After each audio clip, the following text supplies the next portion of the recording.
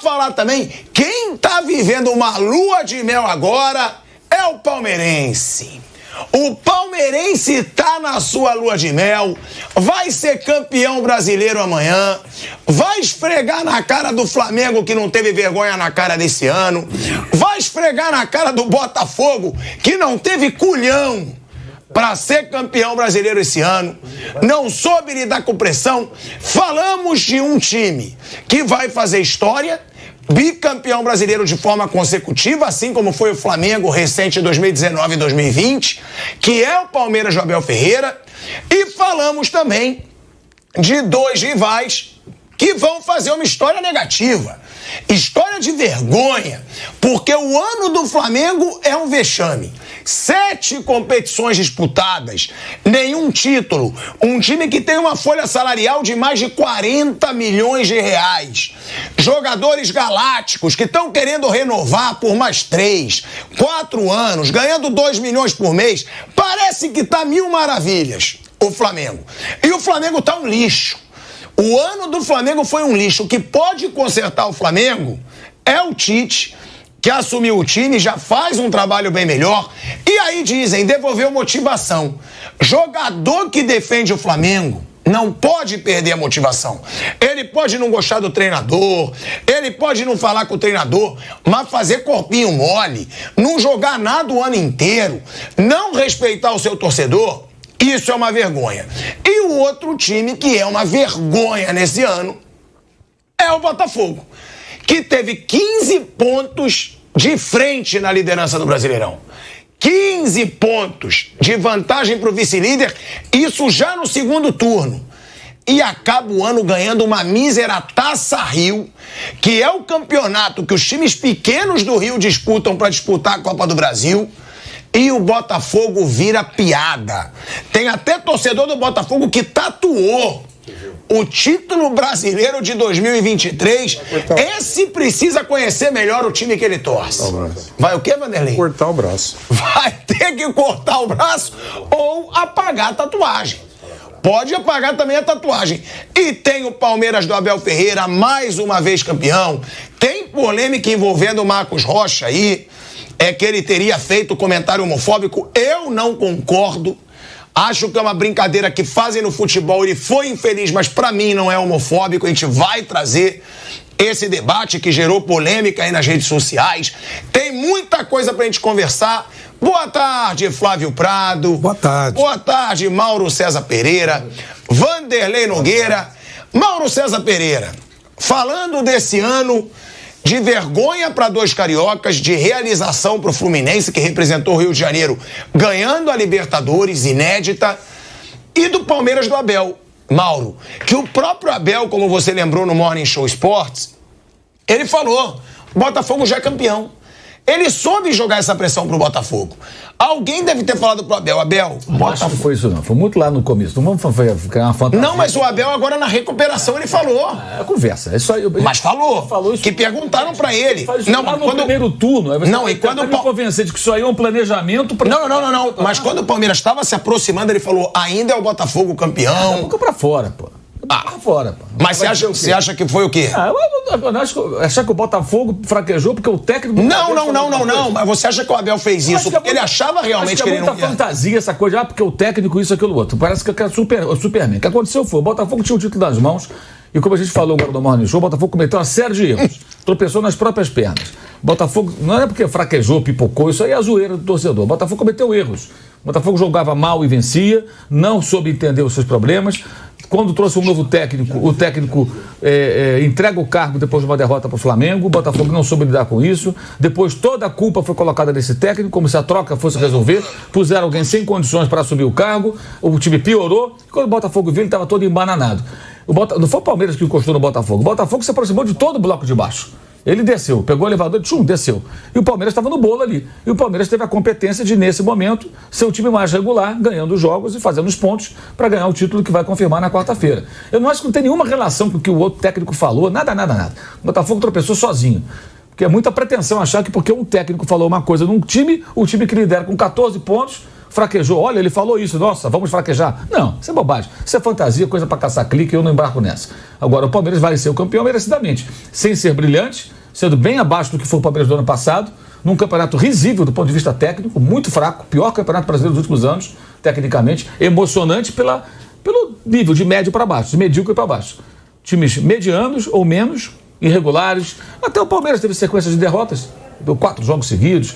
Todo mundo teve seu momento ruim. E o Palmeiras vai ganhar meio que por eliminação e com competência, toda a competência. Agora, não pode comparar o Palmeiras desse ano com o do ano passado, por exemplo. Quando ele assumiu a ponta, comandou o campeonato, não deu a menor chance para ninguém. Então é um campeonato tecnicamente ruim, que teve um time maluco, que fez uma temporada, na primeira metade do campeonato, muito fora do padrão, totalmente anormal, e que achou que aquilo era normal. O Botafogo não se preparou para o seguinte: estamos vivendo um momento anormal. Temos que estar preparados, porque quando a normalidade voltar, a gente não vai vencer tantos jogos.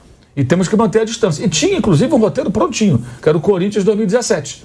Se o Botafogo tivesse estudado a campanha do Corinthians, ia perceber, olha, o Corinthians viveu exatamente o que a gente está vivendo. Até os números eram muito parecidos. O que nós vivemos agora, o Corinthians viveu em 2017. O que aconteceu com o Corinthians? Caiu no segundo turno, mas conseguiu manter ali uma distância, administrou a sua vantagem. Ela caiu muito na segunda metade do campeonato, mas o Corinthians foi administrando até ganhar o título. E correu o risco de perder o título naquela temporada. O Palmeiras chegou a encostar no Corinthians. Até o Alberto Valentim, o técnico do Palmeiras, naquela oportunidade. E não precisou o Alberto Valentim falar nada. O Corinthians começou a cair porque o time não era um time para ter uma campanha tão forte também no primeiro turno. Muita semelhança. Então o Botafogo foi, em parte, também um pouco pedante, a sua torcida. Tinha gente falando que, vamos escolher aqui quando vamos ser campeões. Não quero ser campeão jogando fora de casa, vamos ser campeão em casa. Isso tudo vai criando uma atmosfera de uma confiança exacerbada, exagerada, que levou o Botafogo para o buraco. Mas ninguém reagiu, é diferente do que foi na Inglaterra. O Arsenal estava à frente, o Manchester City pegou lá 10 jogos seguidos, 11 vencendo, e foi encostando. O Arsenal tropeçava um pontinho, perdia outro ali. Aqui não. O grupo continua próximo, muito, muito próximo, tanto que podemos ter amanhã 3 times terminando o campeonato com a mesma pontuação: Palmeiras, Atlético Mineiro e Flamengo. Né? Isso é possível acontecer, né? Não deve ser não é mais provável. Pode ser que ganhe por 1 ponto. Flamengo vence o São Paulo, o Grêmio vence o Fluminense, o Palmeiras empata. Ele termina com 1 ponto na frente. E que ele vença, são 3 pontos só, na última rodada. Então você vê que o bloco de baixo ali, esse segundo bloco, o pelotão que vem atrás do Botafogo, ele não se desgarrou. O Bragantino pode terminar grudado nesse pessoal, o Grêmio passou o próprio Botafogo. O Botafogo que mergulhou nesse pedaço. Mas eu acho que assim, a gente fica muito tentando atribuir, assim, são extremos. O técnico é culpado por tudo quando dá errado. Quando ganha, parece que o cara é um gênio da lâmpada. O Palmeiras, inclusive, acho que esse ano cometeu alguns erros, como não ter aproveitado antes o Endrick. O Endrick está dando... Vamos falar do Endrick. Na Libertadores, ele foi muito questionado. O Endrick está dando o título ao Palmeiras. Ele é o grande... Não é o técnico, é o jogador.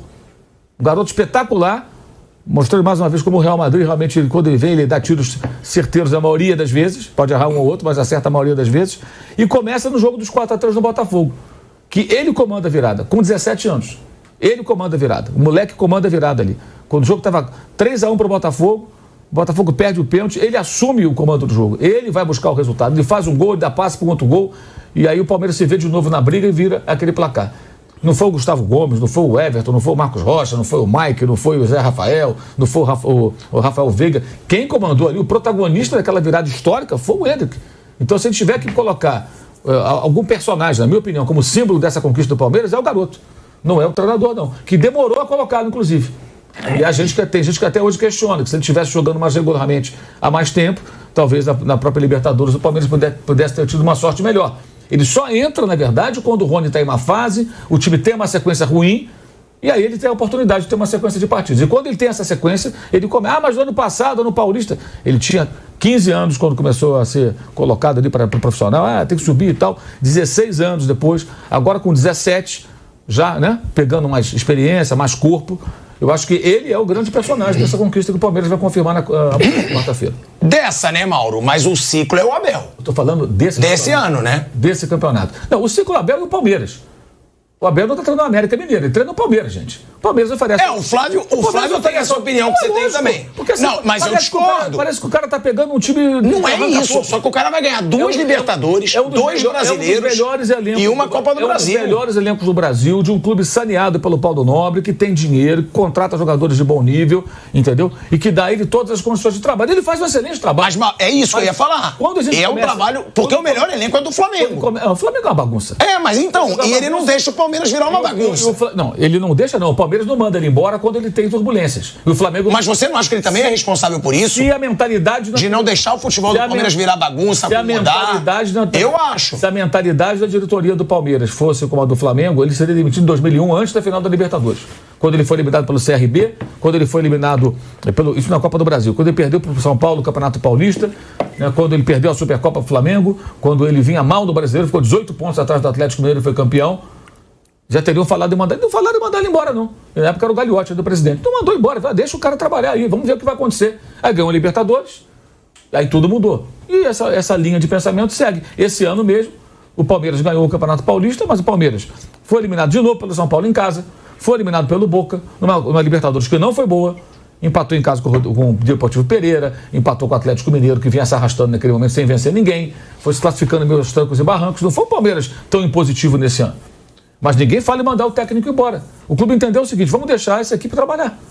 Se lá na frente der errado, tiver que rever, a gente vai rever lá na frente. Que é o correto, é o básico.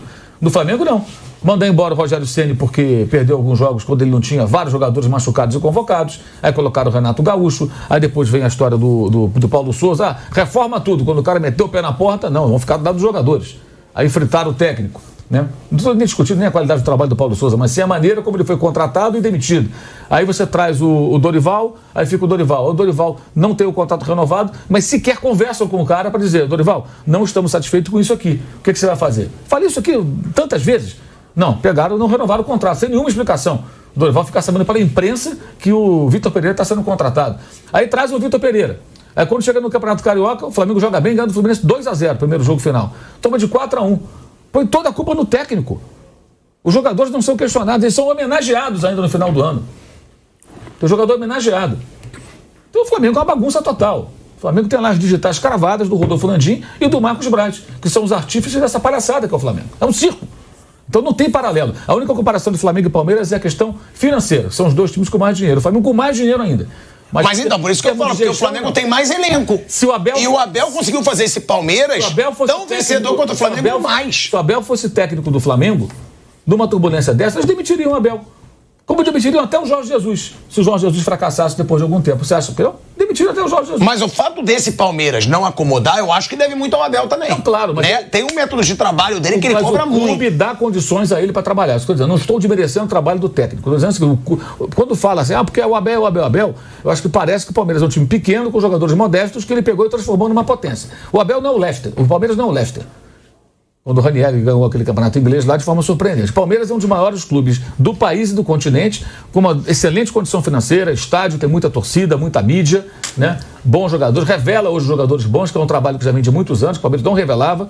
O Hendrick é uma prova disso, entre outros garotos talentosos que o Palmeiras revelou nos últimos anos. O próprio Gabriel Jesus, que está na Inglaterra e que foi um personagem importante na conquista do título 2016. Então, o Palmeiras já vinha ganhando, inclusive, campeonatos antes dele, já vinha disputando e ganhando. Ganhou com o Felipão, ganhou com o Marcelo Oliveira, Copa do Brasil, né? Então, com ele, atingiu um outro ciclo. Ele tem uma participação importante, o trabalho dele é elogiável, sem dúvida alguma, só que é importante colocar no contexto. Estamos falando de um dos clubes mais estruturados. Da mesma forma, quando o Jorge Jesus, que você tanto adora, fez um grande trabalho, foi muito elogiado, mas ele trabalhou também com um elenco muito forte. Né? Tem isso também. Né? Que ele pegou o América, que está lá numa crise danada, e transformou em campeão da Libertadores. O Abel não pegou a Portuguesa de Esportes e transformou em campeão. Ele pegou o Palmeiras. É outra história. Isso não desmerece o trabalho, mas a gente não pode, acho que, exagerar nos elogios aos personagens, ignorando o que o clube oferece. E clube grande. Estamos falando de clube. Por isso, até quando você fala aqui, que vai embora, não vai embora, claro que vai ser um impacto para o Palmeiras se ele sair do Palmeiras um dia. Um dia ele vai sair, é um cara que vai trabalhar em outro lugar. Acho que vai viver a vida inteira no Palmeiras. É improvável que isso ocorra. Mas quando acontecer, gente, estamos falando do Palmeiras. Vai arrumar outro técnico, vai seguir. Vai ter uma turbulência, vai ter uma dificuldade, mas vai seguir. Como outros treinadores já saíram do Palmeiras, do Corinthians, do Flamengo, do Cruzeiro, do Atlético, do Inter, e o clube segue.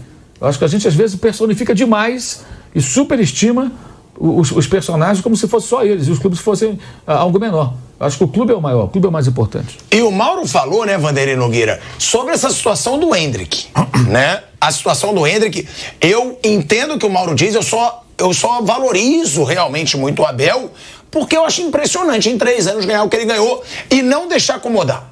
Pra mim, o que o Abel faz nesse Palmeiras é o que não tem no Flamengo. Olha o ano do Flamengo, que pouca vergonha que foi. Se é o Abel Ferreira num Flamengo desse, como se é o Tite que assumiu agora, eu acho que não deveria deixar acontecer a bagunça que aconteceu.